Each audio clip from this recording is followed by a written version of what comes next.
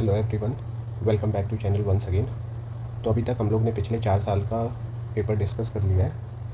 अब हम लोग 2021 का पॉलिटी का आज पेपर डिस्कस करने वाले हैं। तो अपने पहले क्वेश्चन से स्टार्ट करते हैं। क्वेश्चन नंबर 77, अपना पहला क्वेश्चन कि we adopted parliamentary democracy based on British model, but how does our model different from that model. पहला स्टेटमेंट है, as regards legislation, the British Parliament is supreme or sovereign, but in India the power of the Parliament to legislate is limited.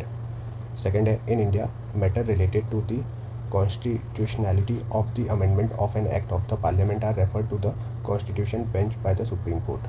Select the correct answer using the code given below. तो इस question को आप लोग try करो एक बार।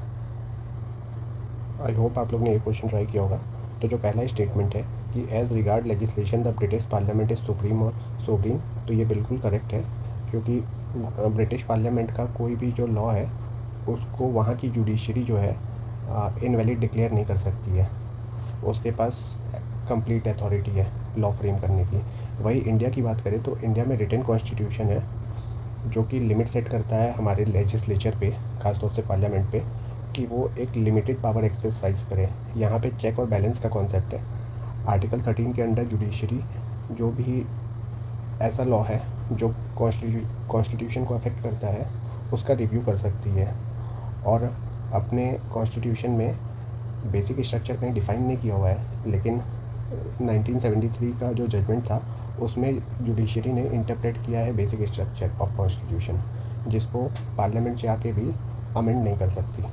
तो जो पहला स्टेटमेंट है वो बिल्कुल करेक्ट है।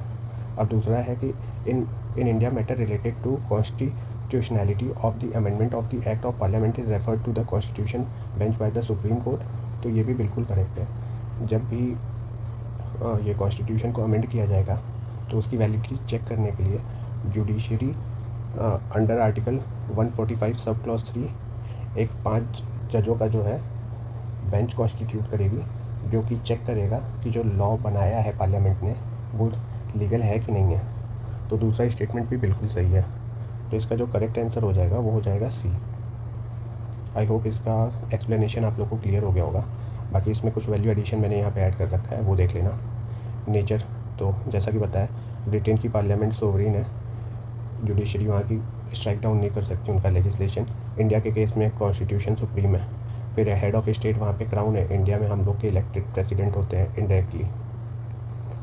फिर प्राइम मिनिस्टर, तो ब्रिटेन के केस में जो प्राइम मिनिस्टर होते हैं वो लोअर हाउस से होते हैं, हाउस ऑफ कॉमन, जो कि इंडिया में लोकसभा है। बट इंडिया के केस में प्राइम मिनिस्टर किसी भी हाउस से हो सकते हैं, चाहे वो राज्यसभा हो चाहे लोकसभा हो। जैसे कि हमारे former prime minister Manmohan Singh, वो राज्यसभा से आए थे। फिर ministerial responsibility, opposition, architecture, shadow cabinet क्या है, ये सब आप देख लेना, क्योंकि फ्यूचर के क्वेश्चन में पूछ सकता है। तो जैसा कि मैंने बताया था, करेक्ट आंसर इसका सी है। अब अपने नेक्स्ट क्वेश्चन पे चलते हैं। Question number 78,